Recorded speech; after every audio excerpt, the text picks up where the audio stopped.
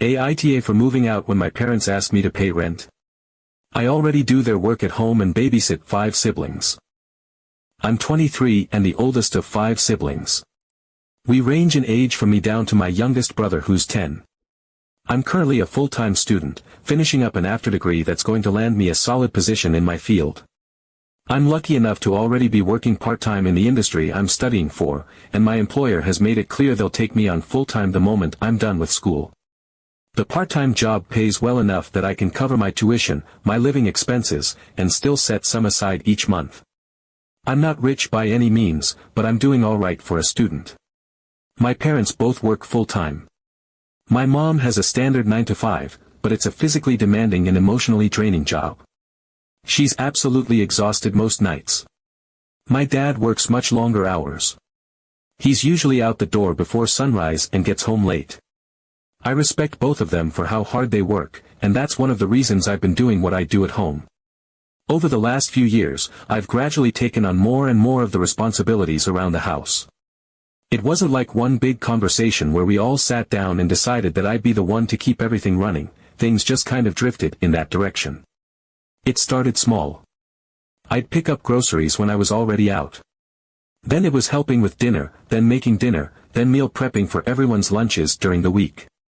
Eventually, I found myself doing the grocery shopping every week, managing the meal plans, cooking most nights, doing the family's laundry, and making sure the house stayed organized. I also ended up becoming the unofficial manager of the household chore system. I keep track of who does what and when, and I make sure everyone's pulling their weight.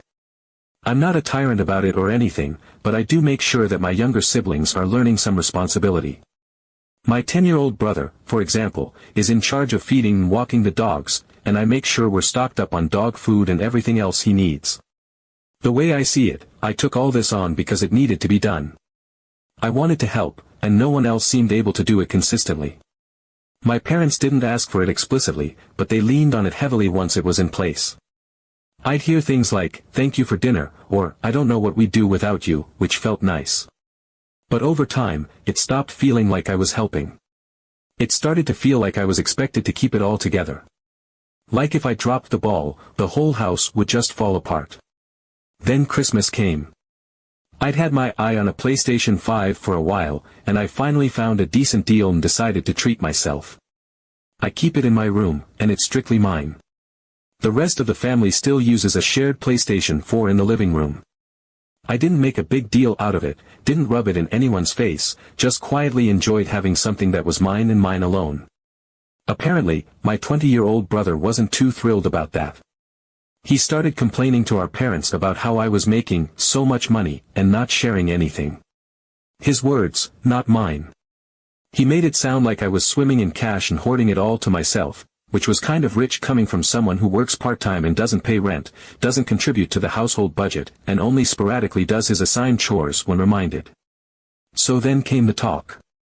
My parents sat me down and said they'd been hearing that I was being unfair with my money. That I lived under their roof and that they expected a financial contribution now that I was earning more. They didn't yell, but the message was clear: I was being selfish.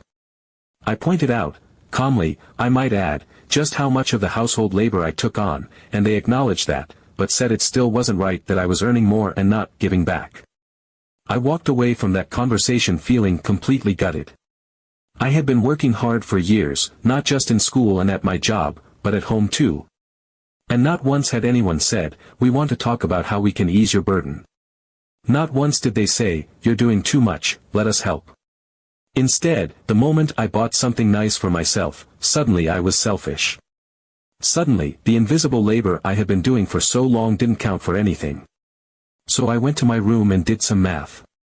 If I gave them the amount they asked for each month, I'd still have about $800 left after bills, savings, and spending. Which is okay, but it wasn't just about the money. It was the principle. I was expected to work, go to school, manage the household, and now also financially contribute just because I was finally getting a small taste of financial stability. I looked at my course load and realized that if I dropped a couple of classes, I could shift to nearly full-time hours with my employer. It would push back my graduation by a year, but I'd be making significantly more money, and I could afford to get my own place. And with my own place, I wouldn't be the household manager anymore. I wouldn't be the one doing laundry for 6 people, planning meals for the week, cooking, shopping, organizing, and fielding complaints about who did or didn't clean the bathroom. I would have time. I would have peace. I would finally have space that was truly mine, not just a bedroom with a door I closed at night. So now I'm stuck in this weird place where I'm seriously considering moving out. I know that if I go, things at home will get chaotic fast. The laundry won't do itself. The meals won't prep themselves. The grocery lists won't write themselves. And I know my siblings aren't used to taking on that level of responsibility because I've been doing it for them for years. But is it my job to keep doing it forever? Is it fair that I'm expected to give up my own time and money just so everyone else can coast a little longer? I didn't sign up to be a third parent. I love my family, but I'm also tired. And I'm tired of being told that everything I do still isn't enough. So yeah, I'm strongly leaning toward getting my own apartment, shifting my schedule, and giving myself the space to actually live a little. I know it's going to be hard for them. I know my parents will be stressed and my siblings will be overwhelmed. But maybe that's what needs to happen for them to realize just how much I've been doing all along. Would I be the asshole if I walked away from that responsibility and let them see what life is like without me running the household? Or is this the moment where I finally choose myself for once? Update 1. So, I did it. I packed up and left. It wasn't some dramatic confrontation or heated exit. There were no shouting matches, no slammed doors, no tearful goodbyes. I just left. I packed my car with everything I owned, which, honestly, was kind of humbling. Years of being rooted in the same place and all my worldly possessions still fit into the trunk and back seat of a modest sedan. A few boxes of clothes, my laptop, my work stuff, a small TV, and of course, the PS5. That came with me like it was a piece of treasure. I had already found a short-term Airbnb before I told anyone my decision. I didn't want to deal with the emotional fallout in the moment. I had 2 weeks booked in a tiny one-bedroom unit downtown, just enough time to give myself a breather and get everything sorted with my job, classes, and a lease for an actual apartment. The Airbnb wasn't fancy, but it felt like freedom. The first night I sat on the couch with takeout and silence and just let myself exist without someone asking where the laundry detergent went or what was for dinner tomorrow. No demands. No obligations. No responsibilities except the ones I chose. I'm not going to lie, I may have gone a little overboard on Tinder. I hadn't realized how much of my life had been paused while I was under my parents' roof. It wasn't just the logistics of not having privacy, it was the psychological weight of always being on. Always managing. Always the reliable one. I'd never had the chance to really date, not properly. And now here I was, living alone for the first time, with a decent income, time to spare, and no one watching over my shoulder. Let's just say I made up for lost time. No regrets. After 2 weeks, I signed a lease on a small but comfortable apartment just outside the city core. It's not luxurious, but it's clean, quiet, and most importantly, mine. I set up my own little corner of peace. A couch that no one else sits on. A kitchen where nothing disappears. A bedroom that stays clean unless I mess it up. I'm still finishing out this semester as a part-time student to keep things steady, but I've already arranged to move to full-time hours with my employer over the summer. Then, come fall, I'll balance a reduced course load with continued full-time work. It means my second degree will take a bit longer, but I'm financially independent now, and that matters more. Of course, this all came with fallout. I didn't expect everyone to be happy about my decision, but the backlash was louder and more bitter than I anticipated. My parents were shocked. I think they assumed that I'd cool off after our conversation and fall back into place like I always did. They never imagined I'd actually go. That I'd really pack up and leave. They're upset, and they're not hiding it. There have been passive-aggressive texts, awkward silences, and one long email from my mom laying out everything they feel I owe them. I haven't answered it. The house, from what I hear, is a disaster. Not physically falling apart, but the rhythm is gone. That quiet, invisible structure I kept in place is gone now, and it turns out no one knew how much I was doing until I stopped doing it. My parents didn't have the bandwidth to pick up the slack, so they made the next logical move in their eyes. They passed it all on to my 20-year-old brother. The same one who complained about how I didn't share my PS5. The one who said I was unfair for not giving back more. Now he's in charge. The grocery shopping, the laundry, meal planning, meal prep, managing the household schedule, making sure the dogs are walked and fed and have food, coordinating chores with the younger kids, keeping the fridge stocked, checking that everyone has lunches ready to go, all of it. His own chores didn't disappear either, and the rest of the siblings had their responsibilities ramped up to compensate. And they're all pissed. My siblings, who used to coast through the week with lunches magically packed and laundry folded neatly on their beds, now have to pull their weight. The youngest is suddenly very aware that feeding the dogs doesn't mean pouring kibble into a bowl, it also means making sure there's kibble in the house to pour.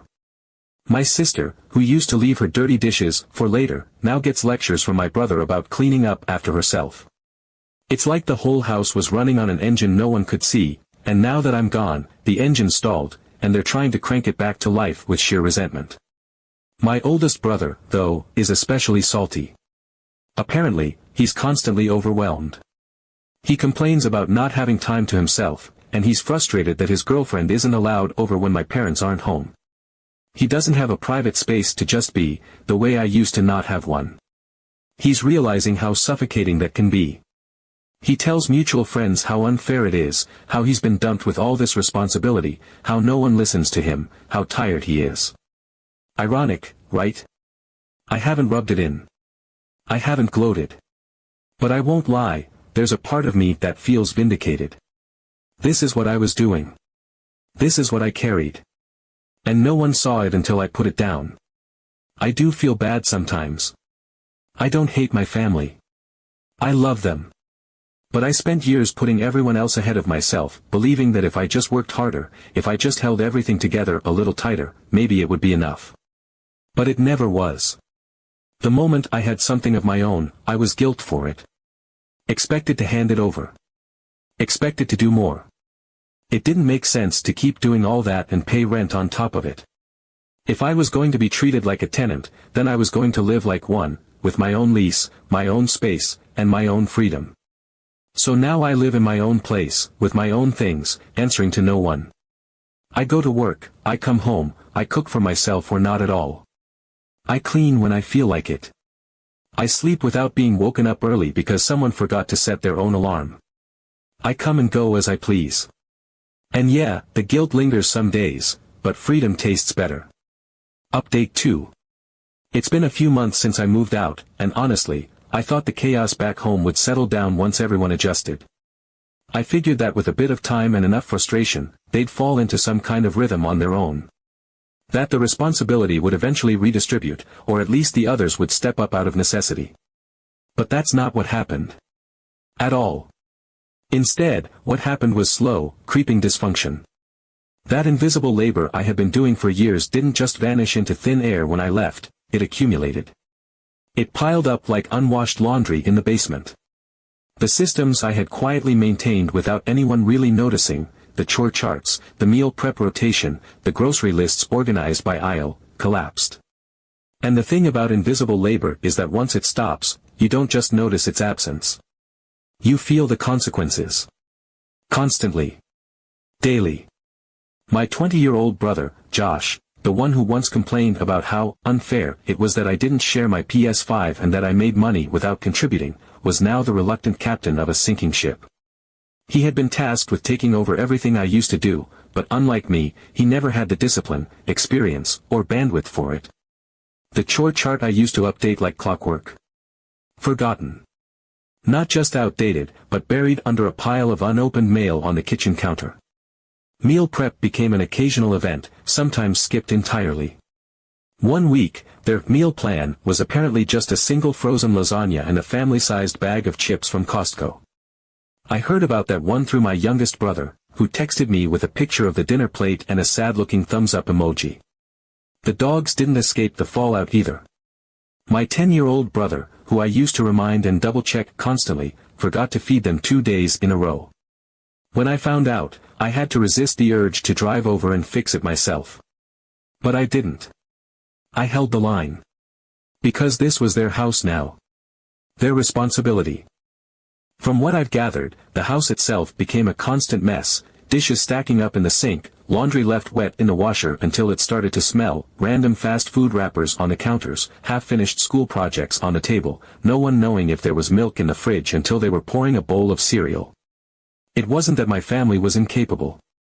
It was that they had no muscle memory for the day-to-day maintenance I had always done silently in the background. And now they were having to build that from scratch in real time, while already overwhelmed. My parents, who both still work full-time, tried stepping in at first. They really did. But they just didn't have the energy for it. My mom came home from work too exhausted to think about coordinating who cooked or vacuumed or made sure the lunches were packed. My dad, who already works long hours, wasn't about to start managing household logistics in the little time he had off. Tension started to build. They began getting snippy with everyone, snapping at the kids, arguing more frequently, and walking through the house with that specific exhausted frustration that only comes from constantly picking up other people's slack. That's when the subtle campaign to get me back started. First, it was small, easy-to-ignore texts from my mom. "The kids miss you. Maybe come by for dinner," or "made your favorite tonight in case you're in the area." Then my dad started chiming in. "Hey, the Wi-Fi setup's been weird. Think you could help out?" They never outright asked me to move back, at least not at first. But the intention was clear, they were trying to test the waters. Trying to reel me back in with nostalgia, guilt, and small requests that they hoped would snowball. I wasn't buying it. I stayed polite but firm, that's not my job anymore. I didn't move out on a whim. I left because I had spent years being the unpaid, unacknowledged third parent of that household.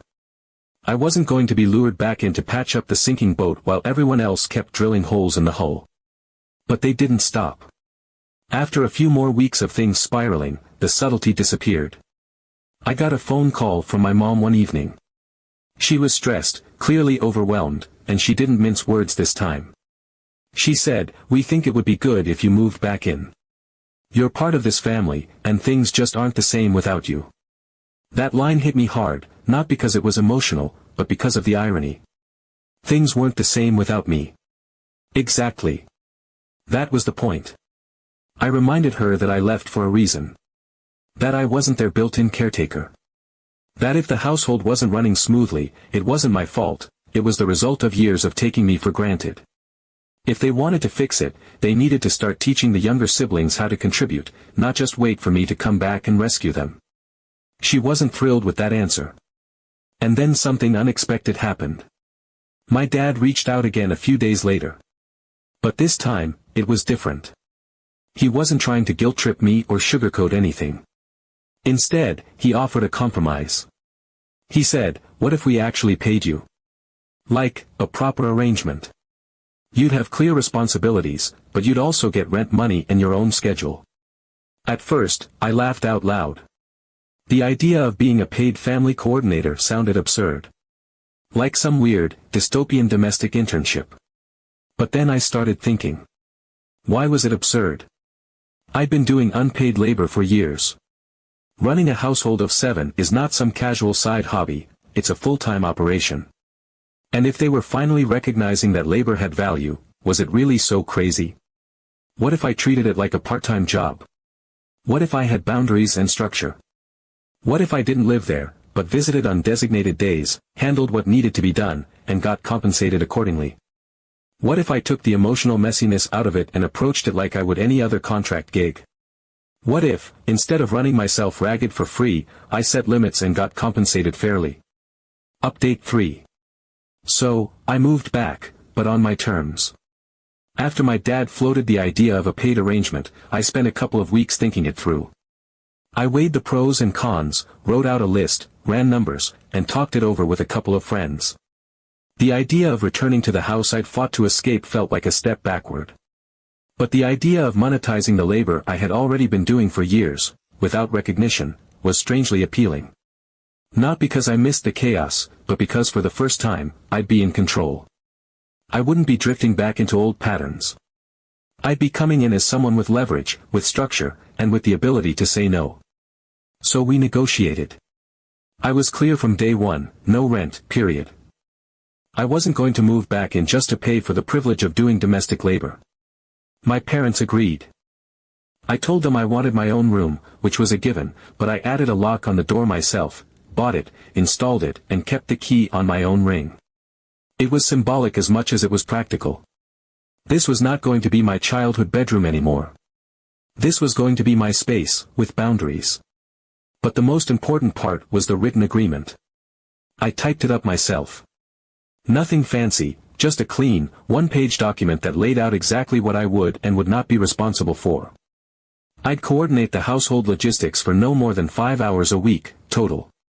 That included, prepping meals for the week on Sundays, just dinners, lunch is everyone's own problem, building out a grocery list based on what people submitted to the shared spreadsheet, and creating a weekly chore chart that broke tasks down by day and assigned them out by name. On Wednesday evenings, I'd check in, make adjustments, and reassign anything that had fallen through the cracks. That was it. If someone didn't do their part, I didn't pick it up. I didn't cover for anyone. I wasn't going to be the backup plan anymore. In return, I get $500 a month. No strings attached. It's basically a side hustle now, my version of freelancing for a very dysfunctional, hyperlocal nonprofit with 7 board members who can't agree on anything.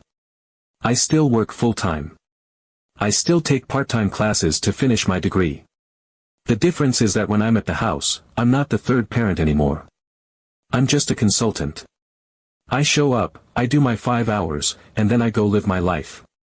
Josh had to go back to managing his own schedule, which was a wake-up call for him. The same brother who once thought I was being selfish for not sharing my things was now suddenly very aware of how much easier life had been when I was quietly keeping the entire household functional.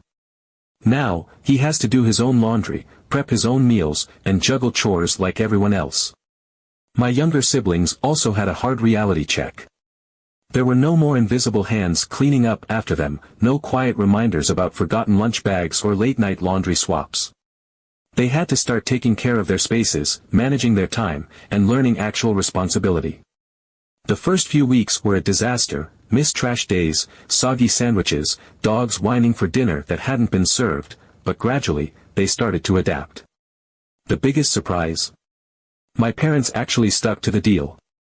I expected cracks. I expected them to slip back into old habits, to just ask for one more thing, or quickly delegate some last-minute task. But they didn't. To their credit, they respected the boundaries. They realized that they had relied on me for far too long, and that this arrangement, weird as it sounded, forced them to finally reckon with the household they'd created. I wasn't the live-in patch for their lack of structure anymore, I was just the planner. The accountability system. And they had to actually follow through. And I think that's what changed the dynamic most of all, the house didn't magically become efficient or organized overnight. It's still loud and messy. Someone still forgets to put the laundry in the dryer. The dogs still bark too early in the morning. But now, the mess belongs to them. It's not mine to solve. I'm not absorbing the stress like I used to. I don't feel like I'm suffocating under expectations I didn't sign up for. I walk into the house, do what I've agreed to do, and walk away with my peace intact. It's weirdly satisfying to see the whole thing working, not smoothly, but functionally. It's not perfect, but it doesn't have to be. The house runs, even if it sputters sometimes. And more importantly, I no longer feel like my life is tethered to whether or not 6 other people remembered how to exist without me. I've reclaimed my time. My boundaries. My independence. When I step into my room and close the door behind me, I don't feel cornered or trapped. I don't feel like the air is heavy with unspoken obligations. I feel respected. I feel free.